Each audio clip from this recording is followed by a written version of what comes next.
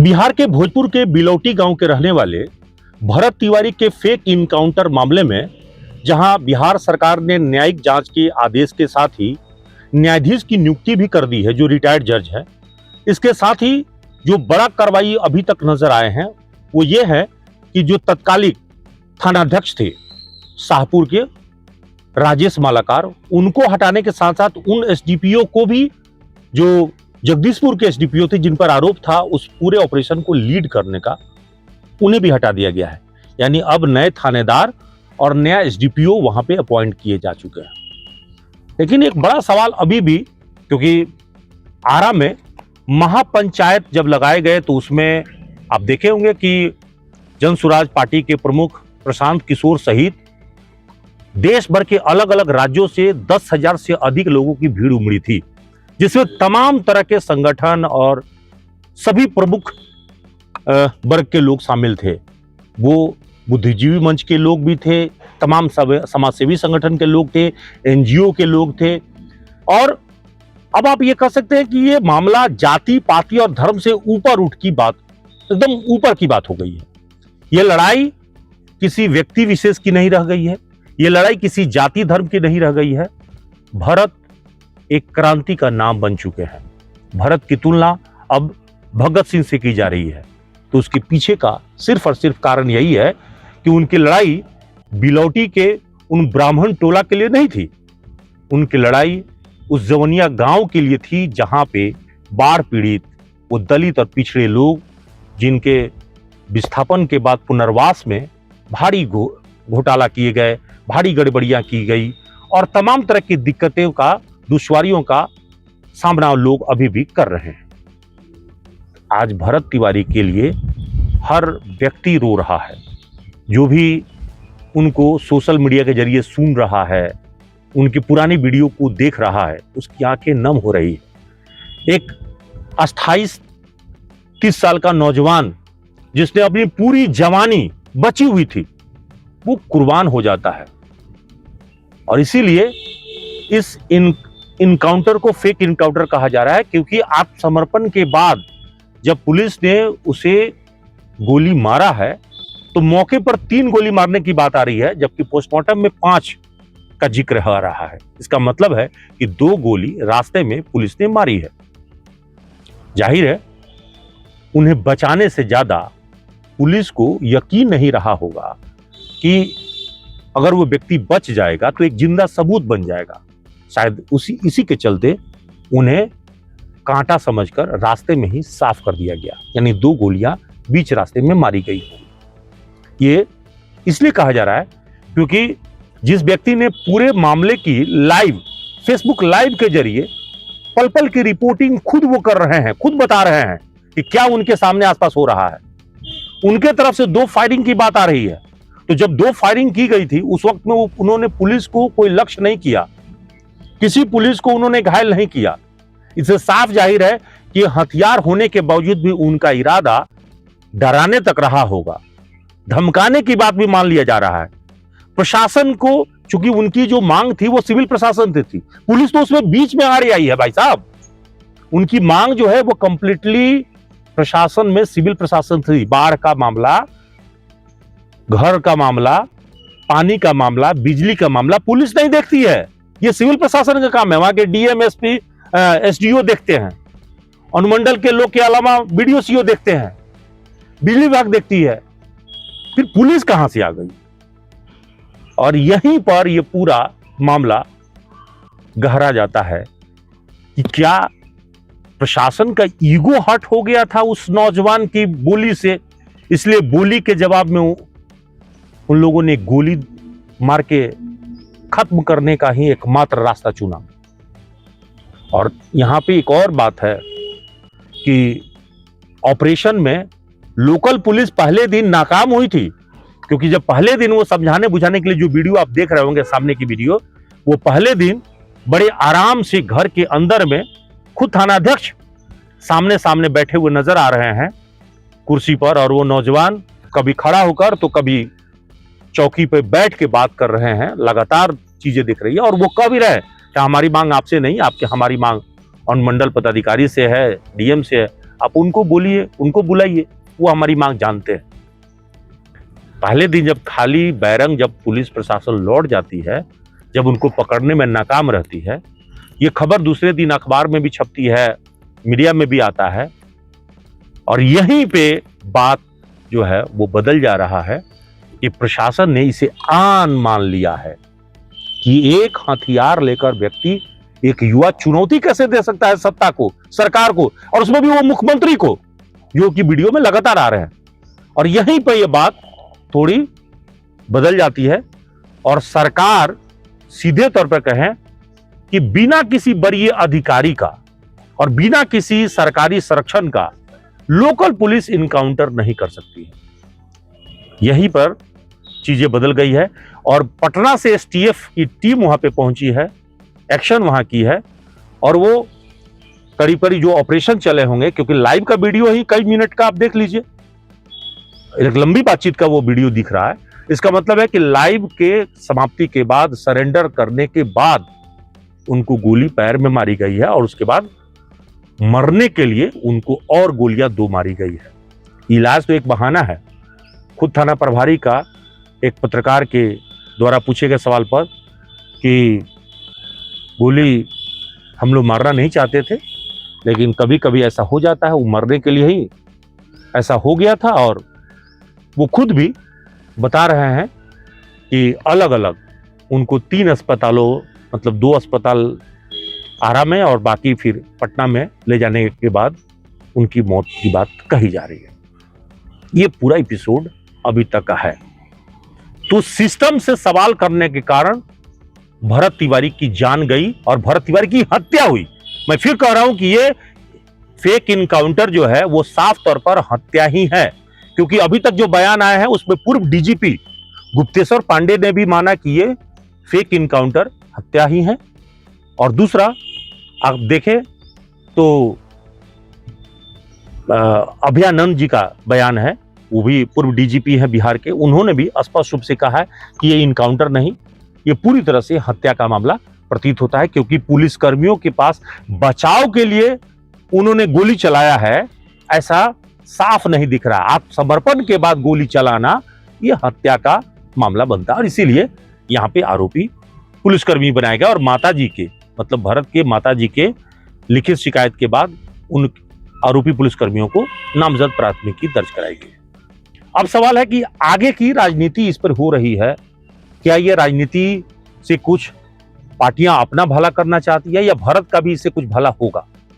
इस पूरे मामले पर हमारे बीच बातचीत करने के लिए हमारे जो साथ में बैठे हुए हैं वरिष्ठ पत्रकार शरद पांडे जी, हम उनसे सीधे बातचीत करते हैं। शरद जी, आगे क्योंकि अब यह मामला देश स्तर पे पहुंच गया है और भरत क्रांति नाम दिया जा रहा है, भगत सिंह से तुलना तो हो ही रही है, तो क्या आगे हमें लग रहा है कि सम्राट चौधरी के पक्ष में कुछ जातिवादी संगठन, जो उनके लौ कुश वाले जो संगठन है, वो उनका पैरोकारी कर रहे हैं कि इनकी कुर्सी बची रहे, और उनकी बोलती बंद हो गई। पत्रकार जब सवाल कर रहे हैं तो मुख्यमंत्री कोई जवाब नहीं दे रहे हैं, जबकि न्यायिक आयोग गठन करने के बाद भी वो चाहते तो बोल सकते हैं कि हाँ पुलिसकर्मी के द्वारा चूक हुई, जैसा कि एडीजे बयान आया कि हमारी पुलिस की तरफ से हैंडल करने में मिस हैंडलिंग हुआ, तो एडीजे मान रहे हैं। फिर मुख्यमंत्री जी का ये चुप्पी क्या बताता है? देखिए अभिषेक, इसको आप एक राजनीतिक दृष्टिकोण से अब देखिए। पूरे घटनाक्रम को तो हमने कई बार देखा है, उसका आकलन किया है, उन चीज़ों को हम समझ चुके हैं, लेकिन अब क्या है कि इससे भाजपा की जो क्षति हो रही है, उस क्षति को, उस डैमेज को कंट्रोल करना हो सकता है आगे चल के भाजपा के हाथ में भी नहीं हो, क्योंकि जिस तरीके से भाजपा की सरकार बिहार में बनी, एक अच्छा बहुमत आया, सम्राट चौधरी मुख्यमंत्री बने, और बहुमत, फिर आपको यहाँ पे हम टोकना चाहेंगे, बहुमत लोगों ने नीतीश को दिया था, सम्राट चौधरी को नहीं। चेहरा नीतीश थे, ये तो बीच में तब के हुए मुख्यमंत्री, बीच में आए हुए मुख्यमंत्री। फिर भी इस चीज को तो आप मानेंगे कि भाजपा जो है वो थी और लोगों ने भाजपा को समर्थन दिया है, इसमें कोई दो मत नहीं है। ये तो सत्ता की अदला बदली हो गई ना। नीतीश जी को जो चाहिए था, नीतीश जी को अपने बेटा को सेट करना था, बेटा को सेट कर दिए, आज तो वो विधान परिषद बन गया, वो अपने मुख्यमंत्री होके वो राज्यसभा में चले गए, तो यहाँ तो मामला दूसरा है। वो एक अलग घटनाक्रम है, उस पर हम नहीं जाना तो चाहते। क्या सम्राट चौधरी जिस तरह से नीतीश एक सेंसिटिव मुख्यमंत्री रहे हैं, विकास के प्रति उनकी एक चेहरा रहा है, वो दिख रहा है कि सम्राट चौधरी इस तरह के हैं? नहीं, वो परिपक्वता नहीं है सम्राट चौधरी में। अगर वो होता, उस तरह के वो परिपक्व होते तो अब तक इसको कवर अप करने के लिए बहुत कुछ कर चुके होते। मौके पर जाते वो। बिल्कुल, और ऐसा कुछ होता दिख नहीं रहा है। तो इससे ये स्पष्ट है कि भाजपा को जो है इसका खामियाजा आने वाले समय में भुगतना पड़ सकता है। जिस तरीके से अभी मान लीजिए बिहार में चुनाव नहीं है, लेकिन उस पड़ोसी राज्य जो है यूपी, और वही भोजपुरी क्षेत्र है, वहाँ पर चुनाव है। यूपी में इसका खासा असर हो सकता है कि आने वाले चुनाव में पड़े। अगर भाजपा अच्छा से इस पूरे ऑपरेशन को नहीं देखती है, अच्छे से कार्रवाई नहीं करती है, अभी की तुरंत की घटना है कि प्रशांत किशोर वहाँ पहुंचे थे जी। और प्रशांत किशोर ने पूरे घटनाक्रम को और पूरा ठीकरा केंद्र सरकार पर फोड़ दिया। उसके पहले राजद की कमेटी भी गई थी वहाँ। हाँ बिल्कुल। तो अब क्या है कि प्रशांत किशोर ने कहा कि इसकी पूरी जांच की जाए, ये पूरा सब कुछ गृह मंत्रालय केंद्र से जो है चलाया जाए। कहीं ना कहीं सीधे उन्होंने अमित शाह पर प्रहार किया है। नहीं, लेकिन अभी तक तो निशाना जो है वो सम्राट चौधरी ही है।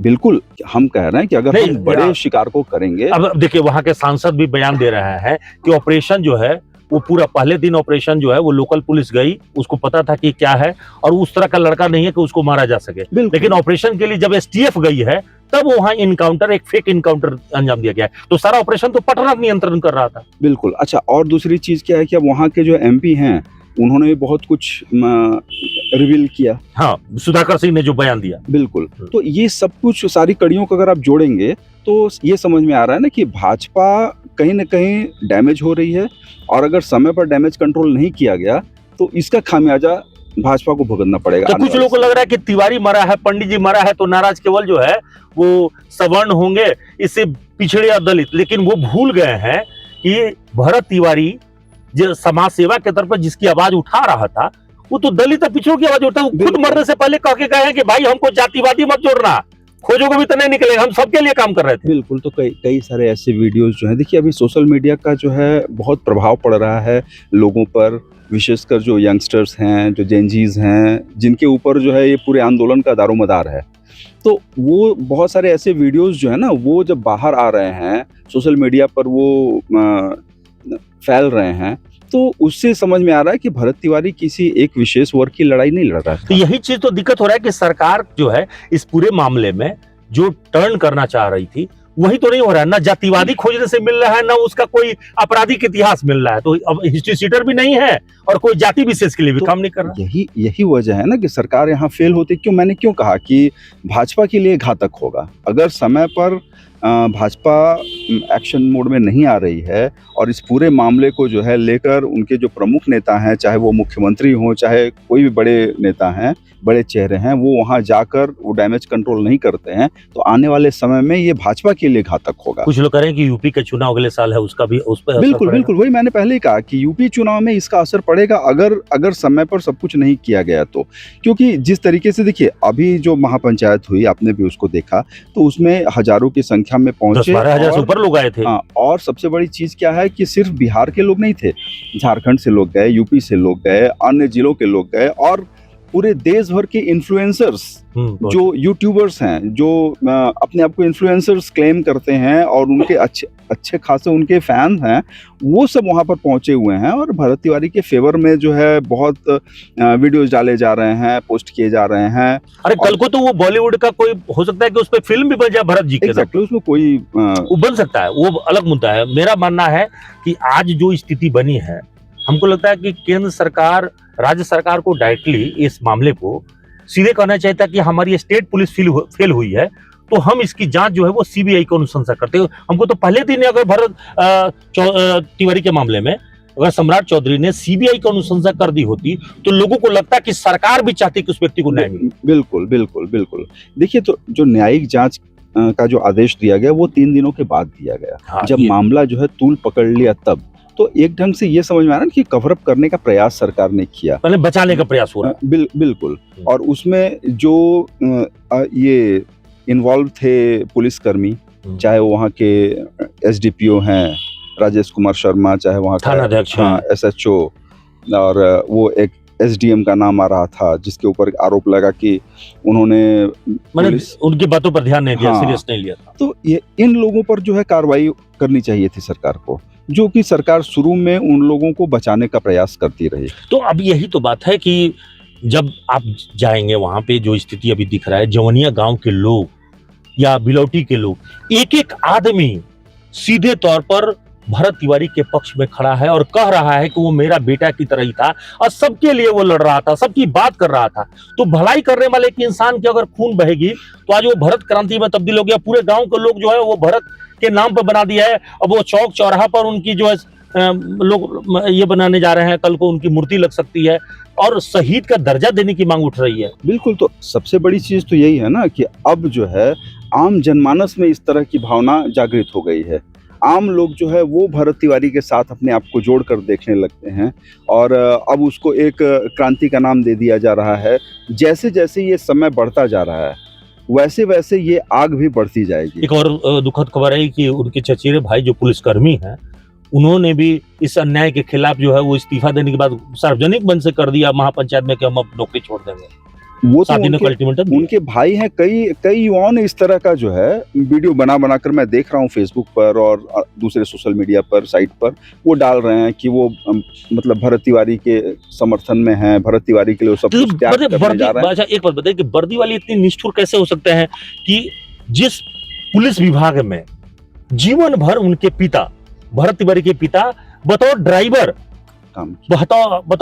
हौलदार, वो वहां पे काम किए, पोस्टेड रहे, एक ही पुलिसकर्मी और उसके बेटा को आप एक अपराधी साबित करने के कोई कोर कसर नहीं छोड़ रहे हैं। और वो व्यक्ति जो इंसाफ की लड़ाई लड़ रहा है, गरीबों की आवाज उठा रहा है, आप उसको बेमौत मारने के लिए भाई साहब आप उसको फर्जी इनकाउंटर कर रहे हैं। अभिषेक, अपराधी तो साबित करने का पुलिस का इंटेंशन था ही नहीं। अगर अपराधी साबित करने का इंटेंशन होता तो उनके ऊपर कार्रवाई करती, न्यायिक हिरासत में पुलिस भेजती, उनकी चार्जशीट करती, वो सब। यहाँ तो सीधा सीधा इनकाउंटर की। नहीं तो जब बता रहे पुलिसकर्मी तरह के हमने बचाव में गोली चला, तो जब वो फायर कर रहे थे उसी समय तो फायरिंग तो नहीं हुई है। बचाव कहाँ था? आत्मरक्षा में पुलिस गोली तब चलाती है जब पुलिस पर फायरिंग होता है, फायरिंग किया गया है। उसने तो फायरिंग किया नहीं था। आत्मरक्षा पुलिस कैसे करेगी? उसमें एफआईआर में लिख दिया 10-12 राउंड। कौन सा में नरकटुआ में ये छोटा सा कट्टा में कितना 10 राउंड 12 राउंड फायर कहाँ से होता है? नहीं, वो तो भाई पुलिस वालों को लिखना है, फर्जी वाला कुछ भी जो चाहे वो लिख दें, है ना। वो विषय नहीं है, वो तो जांच में सारी चीजें आ जाएंगे, स्पष्ट हो जाएंगे। और तो आपको लगता है कि न्यायिक जांच से ये सारी बातें सामने आ जाएगी कि सीबीआई की जांच होना ही चाहिए था?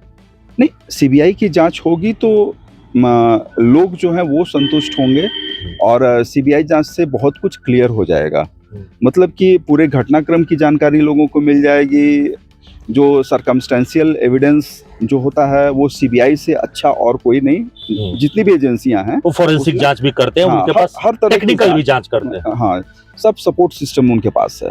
तो सीबीआई जितने अच्छी तरीके से जांच करेगी और जांच करने के बाद उन सब चीज़ों को एक एक करके कड़ी से कड़ी जोड़कर पूरे मामले को का जैसे पटाक्षेप कर सकती है। मतलब बिहार पुलिस पर तो अभी भी लोगों को भरोसा नहीं, बिल्कुल नहीं। बिहार पुलिस पर कैसे भरोसा होगा? जिनके ऊपर आरोप है अगर उन्हीं को आप जांच दे देंगे तो कहाँ से न्याय करेंगे? वो संभव नहीं है। और अगर सीबीआई की जांच होती है तो सबसे अच्छी। एक बड़ा दुखद है, देश की जनता को भी थोड़ा दुख तकलीफ पहुंचा कि जब इस मामले को लेकर सुप्रीम कोर्ट से कहा गया कि आप इंटरवेन करिए, तो कई मामलों में सुप्रीम कोर्ट हमने देखा है कि आतंकी के मामले में भी याचिका सुनवाई कर सकते हैं, रात में भी उनके लिए सुप्रीम कोर्ट खुल जाता है। और एक गंभीर मामला पे सुप्रीम कोर्ट ने कहा कि हम इस पर आराम से बाद में हम देखेंगे, अभी आप रजिस्ट्रार के पास इसको ये करिए। देखिए, वो तो न्यायालय के विवेक पर निर्भर करता है कि न्यायालय किस मामले में कैसे कॉग्निजेंस लेता है। उस पर टिप्पणी करना उचित नहीं है। तो आपको लगता है कि सरकार भी चाहती है कि मामला थोड़ा दिन ठंडा जाए, ये जो गुस्सा है थोड़ा शांत हो जाए, फिर इस पर बाद में धीरे धीरे बात बनेगी? लेकिन यहाँ ये तो उल्टा है ना। गुस्सा शांत तो होने वाला नहीं है। लोगों का क्रोध, लोगों का गुस्सा वो तो बढ़ते जा रहा है। अगर आप देखिएगा पूरे घटनाक्रम को तो हर दिन जो है कुछ न कुछ अलग हो रहा है, कुछ न कुछ बढ़ रहा है। अभी महापंचायत हुआ, अभी कल या परसों जो है भरत तिवारी का जिस दिन श्राद्ध भोज वगैरह है उस दिन और संख्या में लोगों के जुटने की उम्मीद है। पूरे देश भर से लोग इकट्ठे होते जा रहे हैं। तो ये मामला तो और बढ़ता जा रहा है। सरकार जितने जल्दी उसको कवर अप करे उतना अच्छा है और जितना समय लगेगा उतना सरकार का और जो रूलिंग पार्टी है बीजेपी उसका नुकसान हो। तो आप ये चाहते हैं कि जो पुलिसकर्मी आरोपी हैं उनकी तत्काल गिरफ्तारी होनी चाहिए था, ताकि पब्लिक को जाए कि अपराध वर्दी के अंदर में भी करने वाला हो तो उसको भी वही सजा। बिल्कुल बिल्कुल बिल्कुल, जैसे आम लोगों के लिए कार्रवाई की जाती है ना, उस तरीके से करनी चाहिए। तुरंत उनके ऊपर जो है आरोप लगाकर और उनको न्यायिक हिरासत में भेजना चाहिए। जो भी कार्रवाई हो विधि सम्मत वो कार्रवाई होनी चाहिए कि लोगों को एक मैसेज जाए कि हाँ पुलिसकर्मी हैं, तो इसका यह मतलब नहीं है कि वो कुछ भी करें। बिल्कुल सही कहा कि मतलब ये ब्रिटिश काल नहीं है कि जैसे अंग्रेज जो है नहीं, वो नहीं, नहीं, भाई, हम लोग पर जुल्म कर रहे थे। नहीं नहीं, प्रश्न नहीं उठता ना भाई, हम स्वतंत्र देश में रहते हैं अभिषेक, है ना। एक लोकतांत्रिक प्रक्रिया से सरकार चलती है, लोकतांत्रिक तरीके से है। हम यहाँ बातचीत कर रहे हैं इस वजह से कि हम अपने डेमोक्रेसी पर हमें पूरा भरोसा है और उसी के अनुसार हम मांग करते हैं, उसी के अनुसार हम चाहते हैं कि पूरे मामले की जांच हो, पूरे मामले में जो भी दोषी हैं उन पर कार्रवाई हो और उचित कार्रवाई हो, विधि सम्मत कार्रवाई हो। अब तो बागेश्वर धाम का भी बयान आ गया, यहाँ तक कि आपने देखा होगा कि कई जो है जो साधु संत कथावाचक हैं उन लोगों का भी बयान आ रहा है। भाई जो भी इस देख रहे हैं और जो भी समाज के संवेदनशील लोग हैं, जिनके अंदर संवेदना है, तो वो तो इस पर आवाज उठाएंगे ही, आवाज उठाएंगे। बिल्कुल। देखिए, तो अब पूरी तरह से एक बात जो क्लियर हो गया है कि ये बात बिहार सरकार की गले की हड्डी वाकई बन गई है और बिहार सरकार सही में इस मामले में निष्पक्ष चाहती है कि निष्पक्ष कार्रवाई हो, तो उसको सबसे पहले सीबीआई की अनुशंसा केंद्र सरकार से की जानी चाहिए थी और केंद्र सरकार को अविलंब इस मामले में हस्तक्षेप करके गंभीरता से इसको लेना चाहिए था। कोर्ट को भी इस मामले में गंभीरता दिखानी चाहिए थी, जो अब तक नहीं दिखी है। हालांकि न्यायिक जांच पर अभी भी लोगों को भरोसा है कि न्यायिक जांच में मतलब रिटायर्ड जज ही सही, अगर उनके अधीन में जांच होगी तो शायद पुलिसकर्मी गड़बड़ी नहीं करेंगे। लेकिन एक बार फिर से कह रहे हैं कि आम लोगों को भरोसा बिहार पुलिस पर कम से कम नहीं है कि बिहार पुलिस भरत तिवारी को न्याय देगी, क्योंकि जिन पर आरोप लगे हैं, जिस वर्दी पर खून के छींटे के आरोप हैं, वो कभी नहीं चाहेगी कि उसको दोषी करार दिया जाए। और इसीलिए मैं कह रहा हूं कि मदुरई वाले मामले में देख लीजिए, जब पिता पुत्र को हाजत में मारा गया था तो उस मामले में भी सीबीआई ने ही दूध का दूध पानी का पानी किया, तब जाकर इंसाफ मिला और दोषी पुलिसकर्मी फांसी के फंदे तक पहुंचे। यहां भी जो आरोपी हैं वो बड़े ताकतवर लोग हैं और उनके साथ सत्ता का संरक्षण है, इसलिए जब तक इस मामले में केंद्र की एजेंसी नहीं लगेगी, जो सीबीआई जैसी बड़ी एजेंसी इस मामले की जांच नहीं करेगी, तब तक उन दोषियों को सजा दिलाना बड़ी मुश्किल होगी। आगे युवा जो हैं इस लड़ाई को उठाए हैं अपने कंधे पर, और भरत तिवारी ने मरने से पहले एक बात कहा था, आज लोगों के बीच में गूंज भी रही है कि क्रांति तो होगी, काम भी होगा, भले मेरे जीते जी हो या मरने के बाद हो। बिलौटी का गांव और वो जवनिया गांव का आज कायाकल्प होने की जो स्थिति में अगर आप देखेंगे तो उसका भी कायाकल्प जरूर होगा। उसका श्रेय जो है भरत तिवारी को ही जाएगा। पूरे देश को उन्होंने जगा दिया है और जिन लोगों ने अभी तक किताबों में भगत सिंह को पढ़ा है, ऐसा लग रहा है कि भगत सिंह का एक स्वरूप किसी न किसी रूप में वो भरत तिवारी के अंदर देख रहा है। इसीलिए क्रांति की बिगुल अब पूरे देश में फैल चुकी है। कुछ जातिवादी भरत तिवारी से घृणा कर रहे हैं, कुछ जातिवादी मानसिकता सरकार के पक्ष में लिख पढ़ रहे हैं, कुछ जातिवादी मानसिकता जो पार्टी के कार्यकर्ता बनकर कुछ इस तरह के कार्य कर रहे हैं। लेकिन एक्चुअल में जब वो भरत तिवारी को सुनेंगे, देखेंगे, उनके फेसबुक के वो पुरानी वीडियो को देखेंगे, तब उनको गलती का एहसास होगा और शर्मिंदगी महसूस होगी कि भरत तिवारी किसी जाति विशेष की लड़ाई बिल्कुल नहीं लड़ रहे थे। उनकी लड़ाई समाज के वंचितों गरीबों के लिए है, जिसकी दुहाई सरकार भी देती है। दुहाई हो सरकार की, आपके राज में अगर एक ऐसे व्यक्ति को इंसाफ नहीं मिलता है जिसका कोई दुश्मन नहीं है, तो साफ तौर पर ये किसी न किसी रूप में एक लोकतंत्र के ऊपर ठप्पा कहलाएगा। और जिस संविधान की हम दुहाई देते हैं, उसी संविधान के हवाले से इस मामले में दोषी चाहे वर्दी में हो या कोई दूसरा, सजा का हकदार सभी है। आज के लिए इतना ही। नमस्कार।